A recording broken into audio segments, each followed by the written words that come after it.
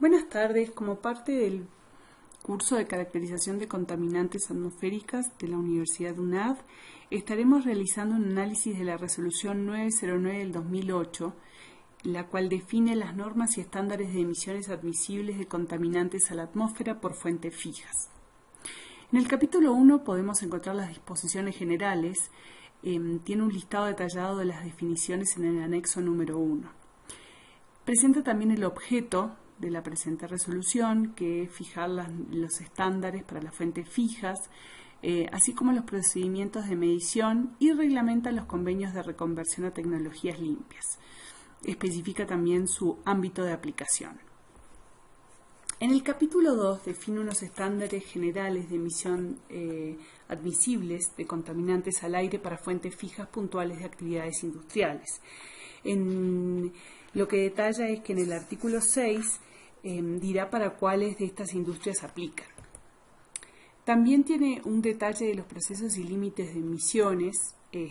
Hay unos procesos específicos de producción de pigmentos a base de cualín, también de instalaciones de ácido sulfúrico y de azufre, para lo que tiene que ver con la caprolactama, la fabricación de vidrio y para la generación eléctrica con combustión interna con capacidad igual o superior a 1 megawatt. ¿Sí? Después especifica todo lo que tiene que ver con los factores de equivalencia de dioxinas y furanos, que es una problemática muy tóxica. Entonces hace todo un detalle de los factores de equivalencia. Y luego comienza con un listado de todas las industrias y procesos que se va a monitorear por este medio, ¿no? Entonces, por ejemplo, podemos ver la fundición de cobre, de acero, la fabricación de zinc, de coque, de carbón. También detalla todo lo que tiene que ver con la fabricación de fertilizantes. Entonces, como pueden ver, detalla el proceso y además especifica los contaminantes que trae cada una de estas actividades industriales a monitorear.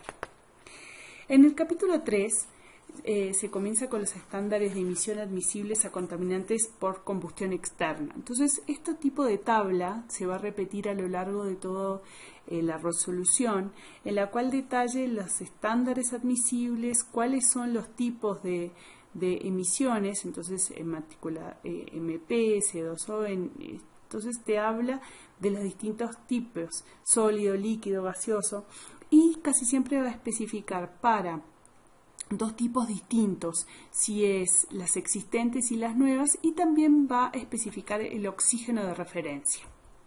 En el capítulo 4 vemos que se detalla los estándares de emisión admisibles al aire para centrales térmicas con capacidad instalada igual o superior a 20 megawatts. ¿Sí? Y aquí pone para cada uno de los puntos de descarga la información, cómo se deben de medir los datos, y se definen dos tablas, una para las nuevas y otra para las existentes. Además se especifica que tienen unos estándares diferenciales los que tienen turbina a gas y cómo deben de ser las características de las mediciones directas en las centrales térmicas.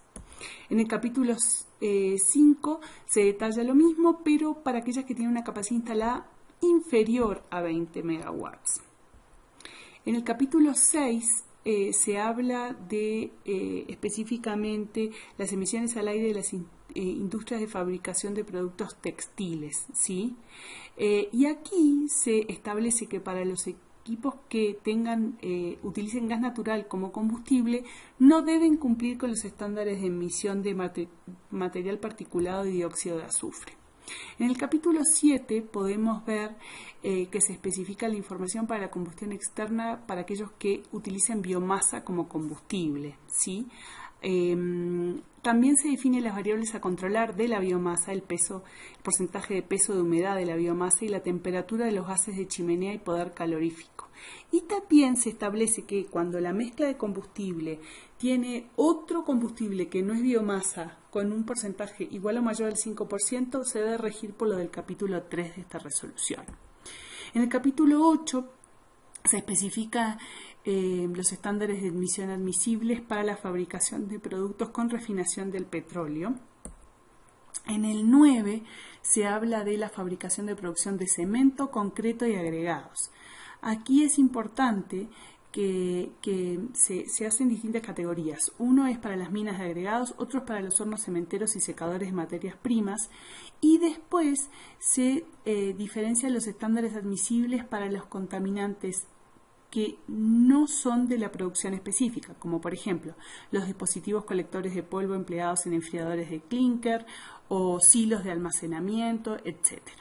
En el capítulo 10 podemos ver que están estándares de emisión admisibles para las industrias de fabricación de productos de cerámica refractaria y no refractaria y de arcilla.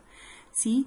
Aquí, como tenemos contaminantes peligrosos como HCI y HF, se hacen definiciones específicas y también se habla de la temperatura de emisión de los gases y cómo van a ser las características de las mediciones directas, puesto que existe un protocolo para el control y vigilancia de las fuentes fijas.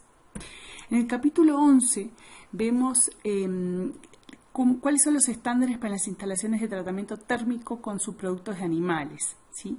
Aquí se tienen en cuenta las características del proceso en sí mismo, las condiciones de temperatura, presión y periodos de tiempo, así como una guía para el tratamiento de gases o vapores, la temperatura y duración que deben de tener. Deben de contar con sistemas de ventilación y extracción de estos vapores, así como un tratamiento térmico de los subproductos con riesgo biológico. El último capítulo es el capítulo 12 y aquí se define el tratamiento térmico de residuos y desechos peligrosos. Se tiene que tener en cuenta que los hornos de incineración para hospitales y municipios tienen características específicas y que se tiene que tener un manejo de los residuos peligrosos. Muchas gracias.